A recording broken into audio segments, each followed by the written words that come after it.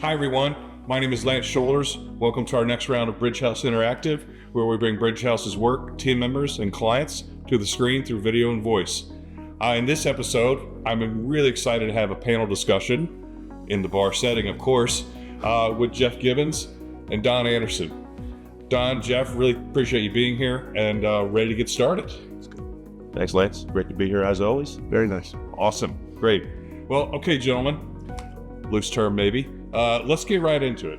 How do you think about, or what do you think about value creation driven by ESG sustainability? Is that really a thing? Yep.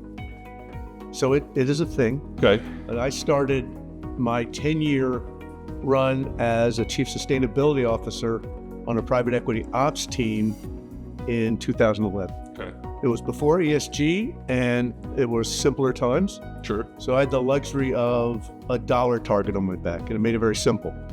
I went to portfolio companies that had a large spend in energy, maybe water.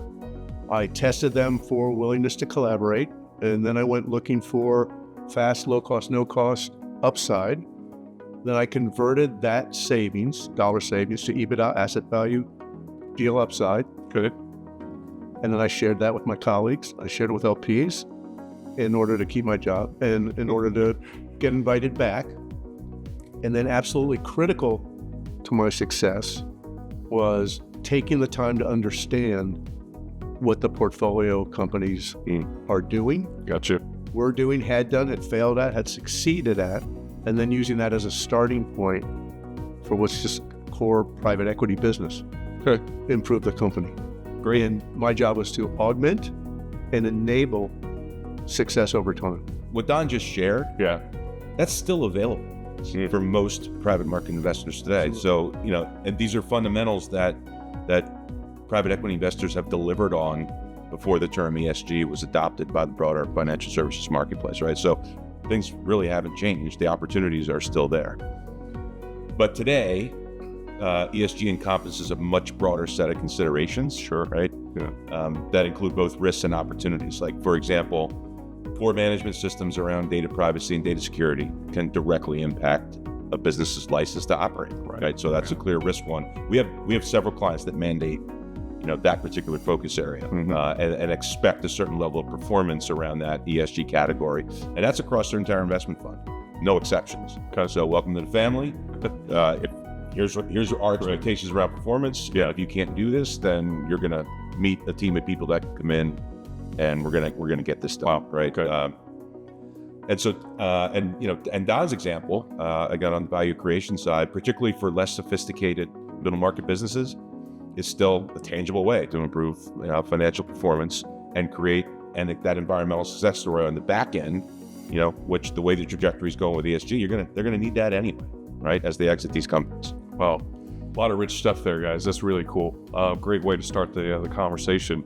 So I think we've established there's value there, whether it was branded as ESG or not, based upon when you started doing things. Yeah. So my question back to you is, who's accountable for making sure that we can get that value out of the investment, out of the portco, or where? Are there any other keys to success that you might be able to share? Yeah, let me take that one first, Don, if you don't mind. I think, look, if we can turn the ESG initiatives into the language of investors, and you made this point, right? Dollars saved, EBITDA, right, and enterprise value. I have to believe that management teams at the company level, their financial sponsors, and even their LPs can all get behind that. Now, there's some headwinds in the current market environment, such as lower valuations and a higher cost of debt, but there's always headwinds and barriers to investment and growth. So I think from my perspective, excellence in ESG performance requires management systems, not necessarily data and disclosure. And those management systems need to exist in day-to-day operations.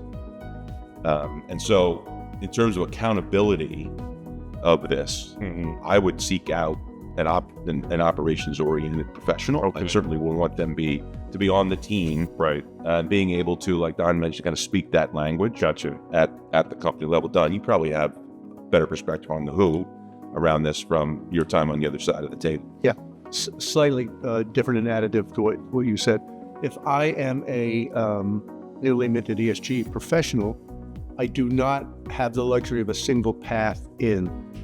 And so sometimes, rarely, head of private equity will establish a mandate that guides due diligence all the way through exit.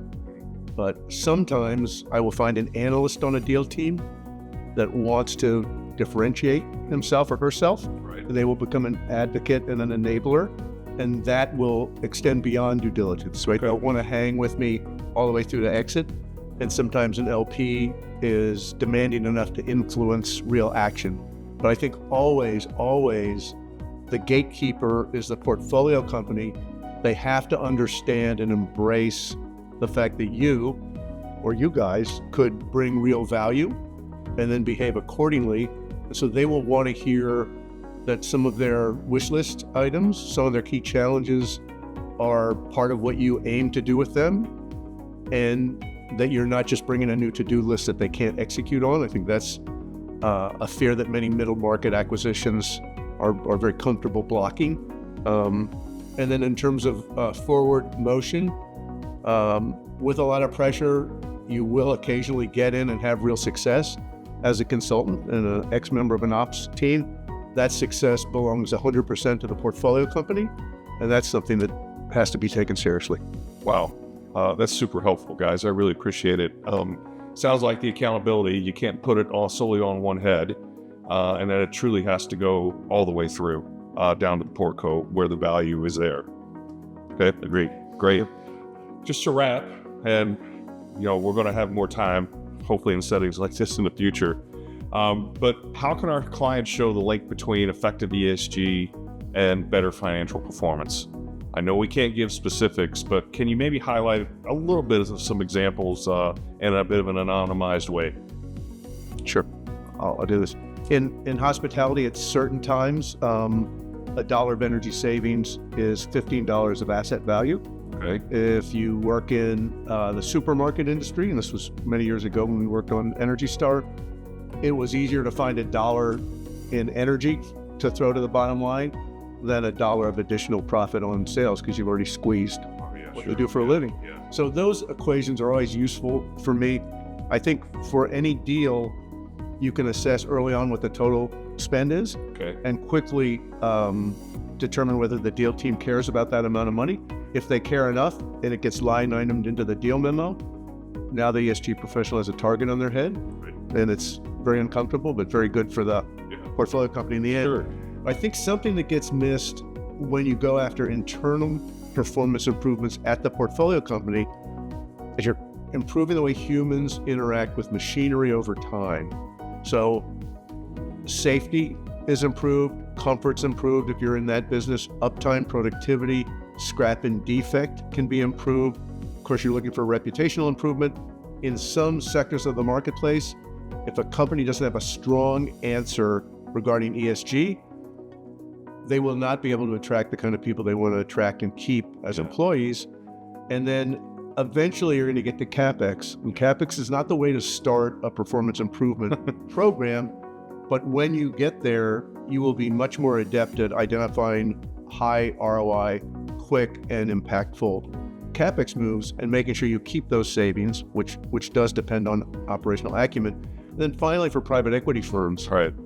often they're building through M&A. And Jeff, you said this perfectly. It also applies to something as silly as emissions, which you might not think that a playbook would really determine how humans interact with machinery. And so when you're doing sequential acquisitions, you're able to say, welcome, we have a playbook.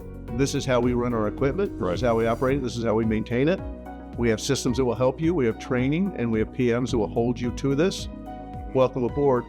Often in kind of a quick turn private equity setting, you never get that culture together. And so you're fighting across different operational cultures that really make it hard to do anything. Wow. Okay. Jeff? So I guess final observation, and Don said time, so I'm going to focus on timing of all this. And so, look, ESG is obviously still pretty new, primarily to investment teams, and many still need some convincing, right, of when to go forward and should I go forward with some of these initiatives. Now, further, I think especially in North America, again, you could argue there's a fair amount of regulatory structures in place, certainly in Canada and the U.S. And so my point is, when we conduct pre-investment due diligence on domestic companies, we don't really see a lot of catastrophic risk areas, because of the amount of regulation that's already in place. But now what we do see is we don't see a lot of those same companies, particularly, upper middle markets, still growing, building out their infrastructure and becoming more sophisticated.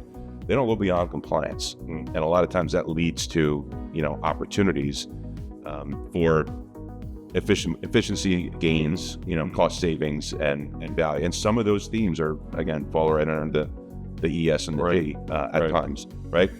But it's also important for us to keep in mind, I know we're passionate about this, right? Absolutely. But it's important for us to keep in mind that as ESG advisors, we're not the deal team's most important third-party advisor. We're not. We are not. And so, the investment teams are going to have their own agendas for how and when, they want to move forward and what they want to do to affect change on the business. Okay. Now, we may not see that plan that they're putting together, and that plan may or may not include, ESG themes or not. So I think as advisors, we need to be patient. But I do think that there's enough time in the typical hold period for these kind of things to be focused on. Maybe put it a different way, like deals move fast. Change at portfolio companies does not move at deal pace, right? So you have to be patient. You have to be practical. But the opportunities are definitely there. And I think what I've seen in the market is that they are slowly getting phased in, over time. Well, and it does result in creation of real value that can be counted out, right, Don? I think we're at a point where targets for emission reduction are like table stakes, but plans for achieving those targets are not table stakes, and that discontinuity is going to be very painful. Well, and you don't want to sleep on it because there's money there. That's fair. Yeah. Agreed. Okay. Great. Well, maybe just to wrap it up real quick. Yeah, there's value there in ESG sustainability. You've got to get accountability, and you've got to get your way into where the assets are, portfolio company level. Start with what's there, and maybe obvious to kind of paraphrase a little bit. It's the interaction, it's the levers, the line item costs that are big, the safety, the defect, scrap, things of that nature that are real dollars, and there's time. Even if it doesn't make the 100-day plan, there's time. Yeah. And there's time to produce that real value. Great. Awesome. Well, guys, this was amazing. I'm sure we'll be speaking some more down the road. Hopefully it's in a setting similar to this. Look forward to it. Yeah. Maybe a little more real, but Yeah, I know. We did what we can. no, it's good. Yes. That wraps up this installment of Bridge House Interactive. Stay tuned for newer episodes or check out some of our earlier ones at bridgehouseadvisors.com. Thanks, guys. It was a pleasure, Lance.